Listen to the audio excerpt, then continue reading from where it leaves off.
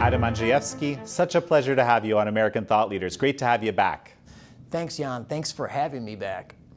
Well, you have a lot to talk about, I think. You know, you've been doing some of these amazing reports, you know, with Senator Ernst on China, Russia. You've got this whole piece on earmarks, and the whole earmark world, I find, I don't know, I'm still sort of struggling to grasp that this exists and functions. Let's start on the China-Russia side. You know, over the last 5 years, $1.3 billion has gone to China and Russia. And, you know, these are adversaries. What sense does that make? So what's going on? Well, it is mystifying. We're borrowing money from China to pay Chinese entities. That doesn't make any sense. So at openthebooks.com, we took a look at the payments to the adversarial nations of China and Russia, and we found $1.3 billion flowed over the course of the last 5 years. Now, the Government Accountability Office, they were charged by Congress at taking a look at the payments into China. They found $49 million. We found $490 million because we actually dug a little deeper. We dug into the subgrants.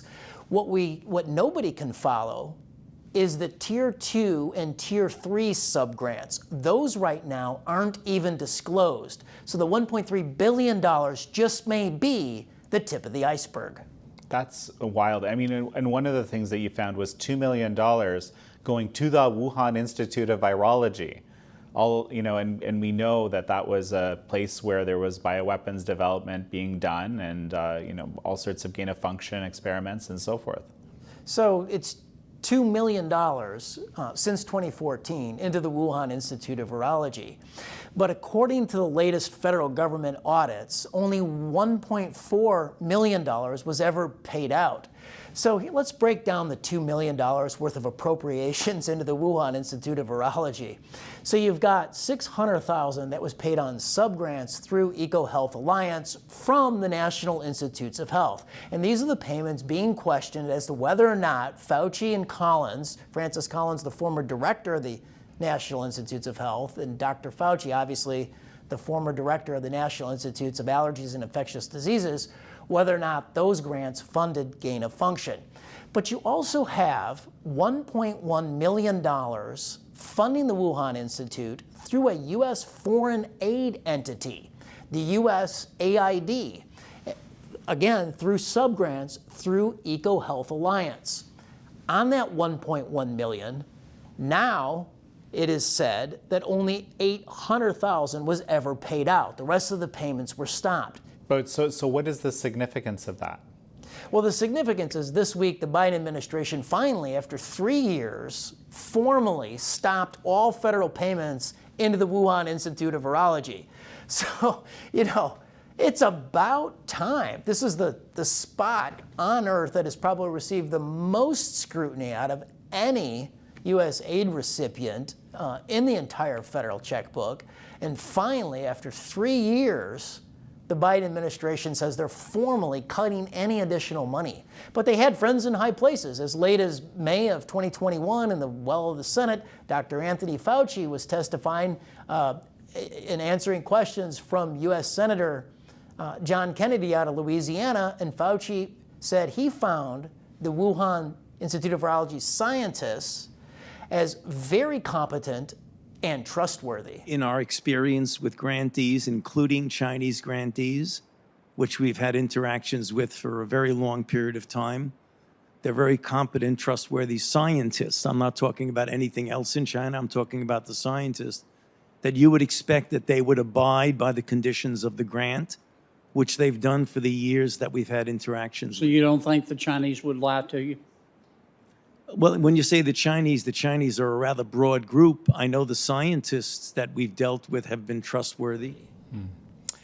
Yeah, I mean, it's either a kind of, you know, gullibility or something like that, or something much worse. This is I've been struggling to figure out what the nature of that thinking was exactly, given clearly the briefings that should be available to everybody about what is going on there and many other places in China and in their biological laboratories, especially that level. in 2021 that U.S. aid agency, USAID, issued a letter to a member of Congress saying that they had paid out $1.1 million on subgrants to the Wuhan Institute. Now the Government Accountability Office says, oh, no, wait a second, only $800,000 was paid out on that. So the Wuhan Institute of Virology, it's always been a black box with little transparency and even less accountability. What is the status of all these kind of royalties payouts out of the NIH, basically, and these other agencies? This is something you've been trying to get to the bottom of. So in fall of 2021, our organization at openthebooks.com, we filed a Federal Freedom of Information Act request with the National Institutes of Health for their third-party royalty database.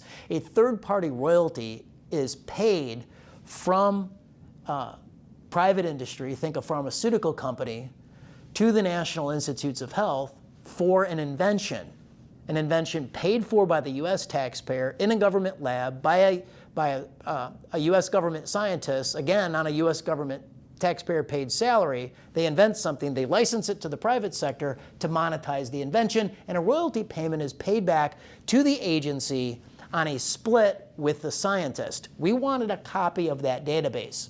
Yeah, and I think that during the pandemic, the American people started to feel that big government was very close to big pharma. That database will tell us just how close they were. On our Freedom of Information Act request, the National Institutes of Health actually ignored it. We sued them right away with Judicial Watch as our legal partner, and we opened up that database, 3,000 pages, over a decade, over 50,000 payments to 2,400 scientists. But we can only see the top line summary numbers. $325 million was paid from the industry to the agency, its leadership, and its scientists, enriching them. Here's what we can't see. NIH is still redacting the name of the third-party payer. Think pharmaceutical company. We don't know who paid over $300 million worth of royalties. We don't know the amount to the individual scientist. They're redacting the amount to the individual scientist, including Fauci, including Francis Collins. And we don't know what they invented in the taxpayer-paid labs. They're redacting the invention number and the license number. So this week there was movement in the U.S. Senate. Rand Paul, who's made this an issue. You remember when he quizzed Fauci twice in 2022 in the Senate on his third-party royalties, and Fauci refused to disclose any of his information, just like the agency is refusing to disclose the information. So Rand Paul submitted an amendment in a subcommittee in the Senate, and U.S. Senator Bernie Sanders had the political muscle to stop Rand Paul's amendment, which would have opened up the entire third-party royalty complex. Unfortunately, Lisa Murkowski from Alaska crossed party lines and voted with Bernie Sanders to keep these royalties secret. Given the amount of, let's say, conflict of interest that we've become aware of over the last 3+ years that exists, you would think this would be important. It is important because we know every year the National Institutes of Health, they dole out $32 billion worth of grant making to over 50,000 recipients. And Jan, that buys you a lot of friends, that buys you a lot of allies, it basically buys you the entire U.S. healthcare complex. All the research now we know coming back through the other door is hundreds of millions worth of these third-party royalties over the last decade. We need to see the flow of funds. Every single one of those third-party royalty payments is a potential conflict of interest. Absolutely. So let's go back to this, to the China-Russia, the $1.3 billion over the last 5 years. Maybe offer me a few kind of interesting tidbits that you found out of that. So $1.4 million was through a domestic farm commodities program for U.S. school districts across the country to feed in the cafeterias our K-12 students domestic agriculture products, but it wasn't done domestically. 1.4 million went to a Chinese entity to supply America's K-12 schools with a Chinese agriculture commodity. We found $6 million, and this is particularly troubling, through the Department of Defense on an IT contract with a Chinese contractor on a very sensitive program that in a crisis would deliver manpower, troops, and supplies to the crisis point. And $6 million was done through a Chinese IT contractor. If you're a Chinese IT contractor, 100%, you are in line with the CCP. We found the State Department gave $60 million worth of contracts to Chinese entities, including $25,000 to the Chinese surfing community, to where they had an on-the-beach party with State Department officials, the Chinese surfers, and it was all about, quote-unquote, climate change education. So I just want to, for the benefit of our viewers, just remind them, we're talking about $1.3 billion being paid out to China and Russia in the current context. Right, so the split on that is about $490 million went to China over 5 years, and the rest, about $800 million plus, went to entities in Russia. It doesn't get any better on our payments into Russian entities. For example, we have $24 million paid to a Russian contractor to do security for our embassies. We've got $600,000 paid to Russian transportation companies to move our confidential intelligence briefing pouch. Jan, do you think Putin in America, right here in Washington, D.C., has an American contractor securing his confidential diplomatic pouch? Not a chance, but that's what we do in Russia. Fascinating. And how much of this would be during the Russia-Ukraine war, out of curiosity? Do you have a sense of that? So our payments were up until the first quarter of 2023. Okay. There's a $5 million payment of U.S. taxpayer money to a Russian health insurance provider that actually was sanctioned during this period of the Russian invasion of Ukraine. You know, and it's just, it's amazing when we talk about these numbers. You know, this is what I was, when I look through your material, we're just talking $1 billion here, a few million here. You know, these are actually significant amounts of money, but you kind of forget that almost as you're pouring through these documents. I mean, and we haven't even started on the earmarks here. Look, it's a target-rich environment right now in Washington, D.C. for a watchdog. I mean, and I think the American people really get a sense, and they're tired of the overspending. They're tired of the corruption. You know, it used to be that we only knew one example of misspending, and that was the bridge to nowhere. At openthebooks.com, our whole mission is not only to open the books and audit them, but it's also to educate the American people on exactly where your tax dollar is being spent. Right, and I just want to also remind our viewers, who those that might not be aware, that you can actually go to openthebooks.com and search for things. It's a highly searchable, absolutely fascinating database if you want to take a moment and see what sorts of crazy things money is being spent on. That's why we believe transparency revolutionizes United States public policy and politics. So I encourage everybody watching the program, come to our website at openthebooks.com and take a look, because we have nearly, not quite, but nearly every dime taxed and spent at every level of government across the entire country available for search on our website. I'm talking federal spending, all 50 state checkbooks, 15,000 municipal level checkbooks right into your local school district, 25 million, nearly every single salary of a public employee at every level of government across the entire country. It took us 55,000 Freedom of Information Act requests just last year to compile all of this. We do the hard work so you can hold the political class accountable for tax and spend decisions. Well, so let's talking about accountability. Let's jump into your earmarks report. Again, there might be people who don't even know what earmarks are. So why don't you give me a quick overview, and then let's dive into it. There's some absolutely amazing things that you found. Well, an earmark, here's the definition. It's a member pet project requested by a member of Congress for their own district. People have described it as fleece, pork, log rolling, the currency of corruption in Congress, pork belly shame, the earmark favor factory, Others have described it as legal bribery to put member votes on big spending omnibus bills, the currency of corruption in Congress. Look, bringing back earmarks, they were banned for 10 years, has been the equivalent of open bar for a bunch of alcoholics. Republicans and Democrats are addicted to spending our taxpayer money, and earmarks grease it. Well, and it doesn't all sound that bad, because after all, every member, their job is to represent the people in their district or in their state. You would expect they would be doing some things to support their districts or states. Well, earmarks are an end run around regular order in the appropriations process in Congress.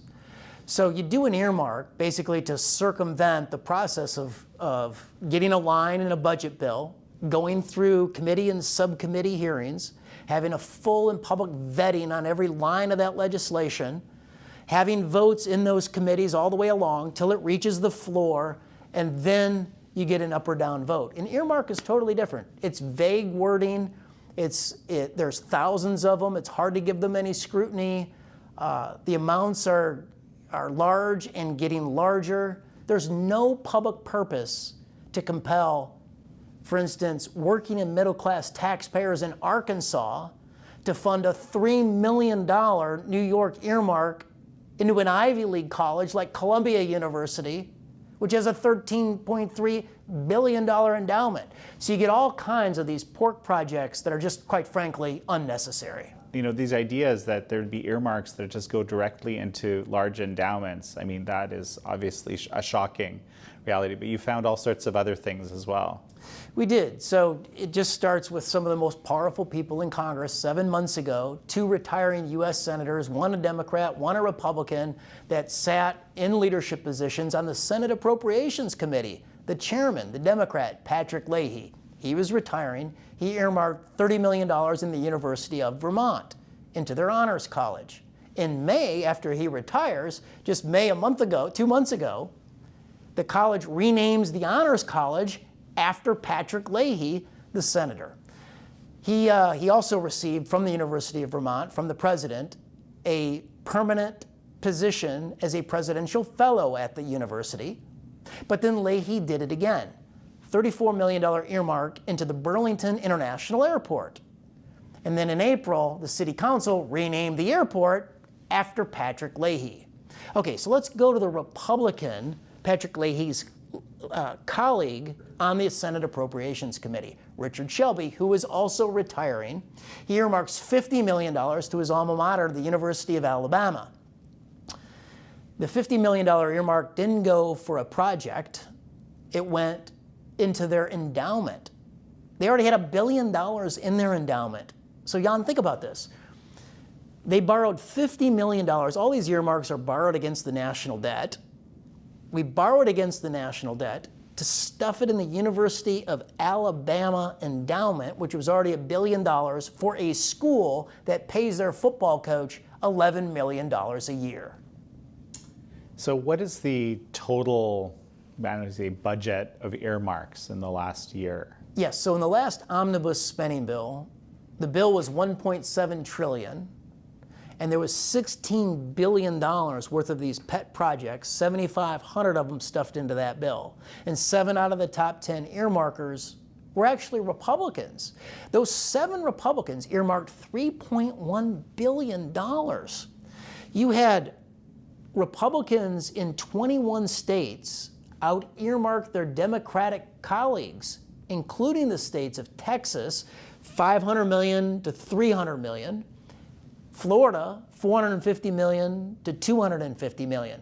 For crying out loud, you had 9 members of the Republican Freedom Caucus. They're known to be the most fiscally conservative. They earmarked 72 projects for $500 million, $490 million.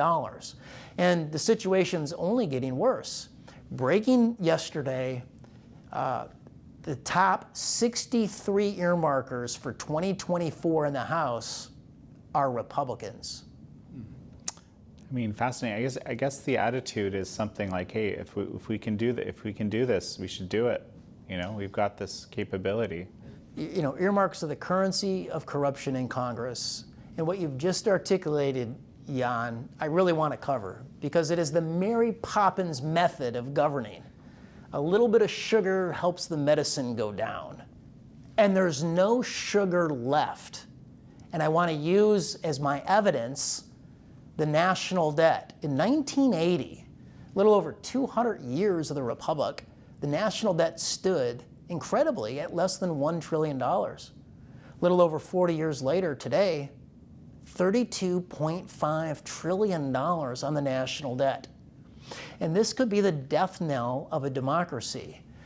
When a democracy realizes they can vote themselves generous benefits from the federal treasury, that's the first step to collapse. Sounds like it makes sense, but what have you developed here? That's what I'm trying to figure out. So we just go back to 1887 when the Scottish professor at the University of Edinburgh studied this, and he said the average length of the world's greatest civilizations is 200 years, and it starts to fall apart and the wheels come off when their legislatures realize they can vote themselves those general benefits from the federal treasury.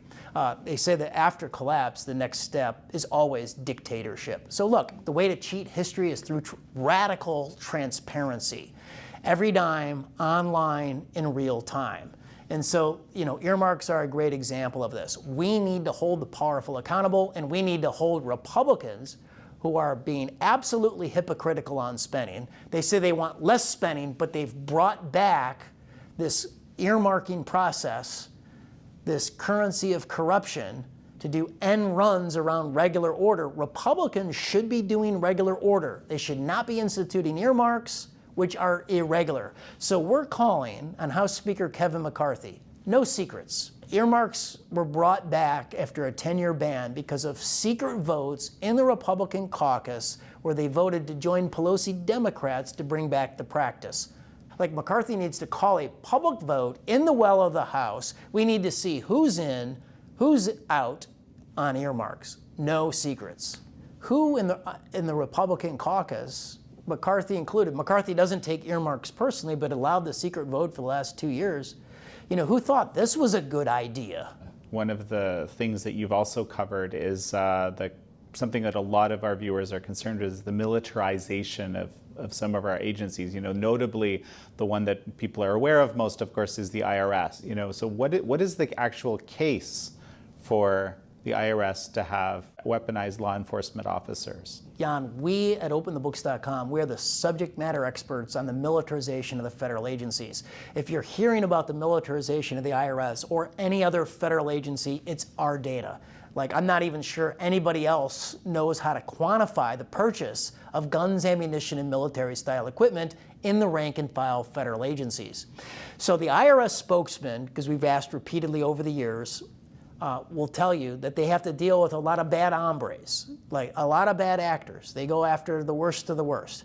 But here's, I think, where the American people, we've kind of reached the point where we view it as the tax man shouldn't be the law enforcement man as well. That there needs to be a difference, and the IRS is blurring the lines between civil law, to being a civil administrative agency and a law enforcement agency. And I think we've reached the point to actually consider, and there's now legislation introduced in the House by Matt Gaetz and in the Senate by Joni Ernst, the U.S. Senator, the junior senator from Iowa, to disarm the IRS. At OpenTheBooks.com, we have a petition. You can come to our website. We want to put tens of thousands of signatures on that to backstop the legislation in Congress to create the division between the administrative side of the IRS and transfer the arrest and firearm authority of the IRS to traditional law enforcement agencies. Well, so how common is this practice among agencies of this, again, sort of taking on this law enforcement role somehow? And it's very interesting because it's always, it's a slow ebb, right? It starts small and then it grows. That's what we see in these, in these bureaucratic, realities. So let's talk about the entire militarization of the federal complex. Today, incredibly, there are more federal officers with arrest and firearm authority at 200,000 than there are United States Marines at 186,000. So since the year 2006, we've been able to quantify at OpenTheBooks.com that 103 federal agencies have spent $3.7 billion on the purchase of guns, ammunition, and military-style equipment. Here's how that breaks down. There are 27 traditional law enforcement agencies. Think FBI, U.S. Marshals. These are the Secret Service. These are the agencies housed under the Department of Justice or the Department of Homeland Security. But there are 76 traditional paper-pushing, regulatory, civil administrative agencies that have now armed up. I'm talking the Department of Education, Health and Human Services. Who knew that the National Institutes of Health had a police force of 100 officers? I'm talking about the Environmental Protection Agency, and of course, folks like the IRS. I think we need to scale back the federal arsenal. I mean, think about this. After grabbing legal power, these federal agencies are amassing firepower. I mean, if you dive into for instance, the gun locker at the Internal Revenue Service, so it's $35.2 million since 2006 purchasing guns, ammunition, and military-style equipment. So let's talk about their gun locker pre-pandemic. 4,500 guns, including 5 million rounds of ammunition that they stockpiled. If you break their gun locker down, you find over 600 shotguns, 500 long barrel rifles, that's AR-15 Smith & Wesson style rifles. Post-pandemic, you find the IRS purchase of guns, ammunition, and military style equipment peak years in 2020 and 2021. So you had $10 million spent since the pandemic at the IRS on guns, ammunition, and military style equipment, including $1 million worth of new guns.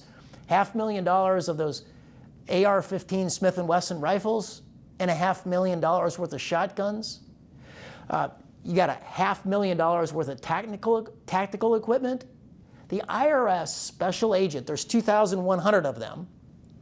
They have so much gear, they spent $350,000 on bags for their tactical gear. It's a lot of gear, Jan. It is. And so have you reached out to any of these agencies to actually find out like why they need this? I mean, I can kind of imagine some reasons, but do you have a sense of this? Well, the IRS, for example, they've got 15 submachine guns in their basement. And with 2,100 special agents, and the thinking is they're going to add 500 or 600 special agents as the headcount of the IRS increases. 3% of the total headcount is added as special agents. So we estimate that over the course of the next 5 years, the IRS, compared up against local law enforcement, police departments across the country, there's 12,200 local police departments across the country, the IRS on headcount alone with their 2,600 agents will be a top 100 largest police department in the country. But again, like why? What is the purpose? I think it's about size, scope, and power. And they want to have that command and control within the agency. Well, Adam, it's always incredibly eye-opening to talk to you. I'm just kind of always end up being stunned and amazed. And I think you're doing very, very valuable work because, you know, whatever it is, having that accountability and transparency is so critical. What would you say the biggest wins were for you in this last year? Well, in 2023, we're racking up some good wins here. So right away in January, when the Republicans took control of Congress, they instituted for the first time a rule, a 72-hour read the bill rule, a timeout, just so we know what's in the legislation before the vote. That is the fruition of a 2-year public policy campaign at openthebooks.com. We put this in the Wall Street Journal, my then column at Forbes. We put tens of thousands of petition signatures together backing that, and the Republicans, to their credit, adopted that rule when they took control in the House. In March, we had the big victory working with Representative Elise Stefanik, House Republican leadership. We gave oversight to the Pentagon's K-12 public schools and their Office of Diversity, Equity, and Inclusion. And our research and oversight helped cancel that DEI office and remove the head of that office. She was reassigned within the Pentagon. So that was a big victory. We actually scaled back some government over there in the K through 12 public schools. Here recently with the Russia-China payments, U.S. Senator Joni Ernst, she's got the TRACS Act that would open all payments at every level, including second and third tier subgrants, which aren't disclosed right now, as a matter of law in the adversarial nations. And then what's coming down the pike shortly is our oversight report on the U.S. Environmental Protection Agency. We show that the headcounts at the EPA are rapidly advancing. Soon they'll have 20,000 employees, which is about 50% higher than where they were when Donald Trump left office. They've lawyered up, they've armed up. Every year they spend about $150 million between their criminal investigation division and their Homeland Security division. So the flywheel, Jan, it's spinning a lot faster. It is a target-rich environment in Washington, D.C. for a watchdog. Well, Adam Andrzejewski, it's such a pleasure to have had you on. Thank you. Thank you very much for having me. Thank you all for joining Adam Andrzejewski and me on this episode of American Thought Leaders. I'm your host, Jan Jekielek.